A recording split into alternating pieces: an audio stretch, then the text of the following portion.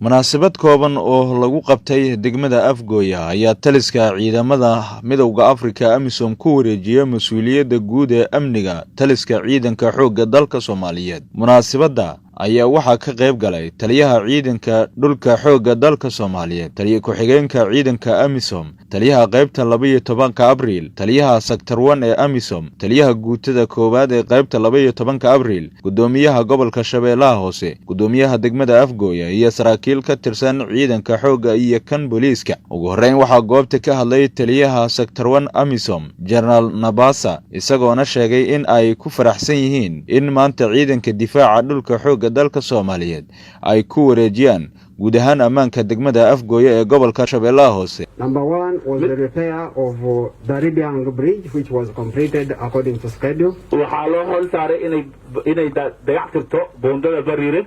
Number 2 was the closure and relocation of Maslai FOB. Waxay ahayd mid labaad waxay ahayd Maslai difaaca Maslai, which was conducted and accomplished as per the schedule. Iyadoo idan la hagaajiyay.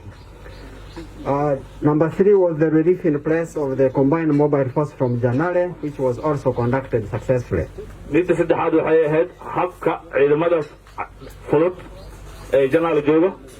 Number 4 was the handover of Afgooya FOB to SNA. Tan afraad waxay ahayd gacan xil wareejinta difaaca Afgooya lagu wareejinayo militariga, which was a bit delayed, but finally it's the reason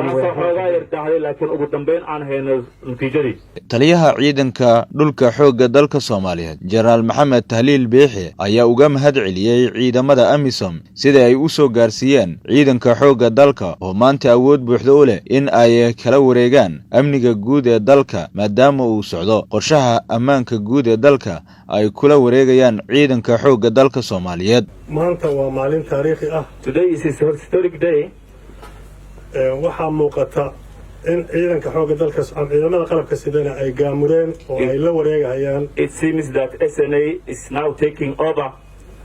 ciidamada AMISOMna ay howlgalkoodii hore u sii wadahayaan. And AMISOM is also proceeding to their operations. Waxaan fulinaynaa heshiis hore loo gaaray. We are fulfilling an agreement. Waxaan soo fulinay badbaada 1. We have done badbaada 1. waxaan hadda u diyaar garoobaynaa badbaada 2. We are going to do badbaada 2. Also waxaa weli hor yaala dhamaystirkii badbaada 1.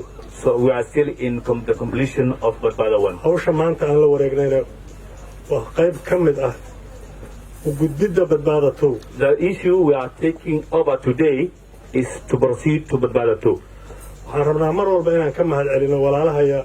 We always thank to our brothers sida ay noo garab taagan yihiin, how they are supporting us.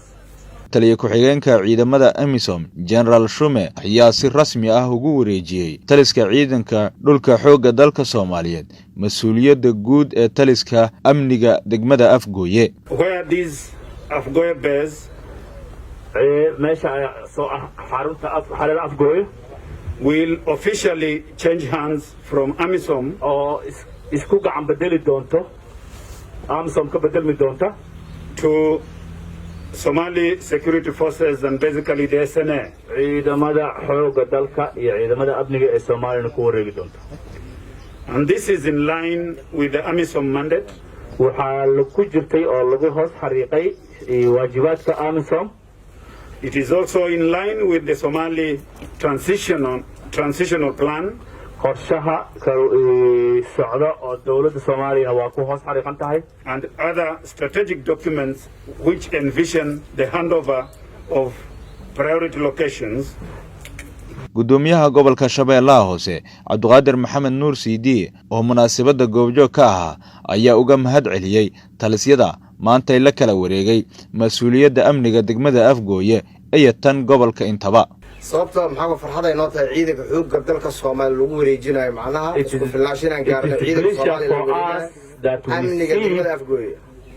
That we see our forces to take over farxad weyn ay noqotay and take the responsibility of the security from AMISOM Afgooye. To take over from AMISOM Afgooye. ciidanka xoogga dalka ayaa horay dhowr saldhig kala wareegay ciidanka midowga Afrika kuwaas oo ku kala yaala gobolada Shabeellooyinka. Maxamed Cali Sabriye, warbaahinta ciidamada degmada Afgooye.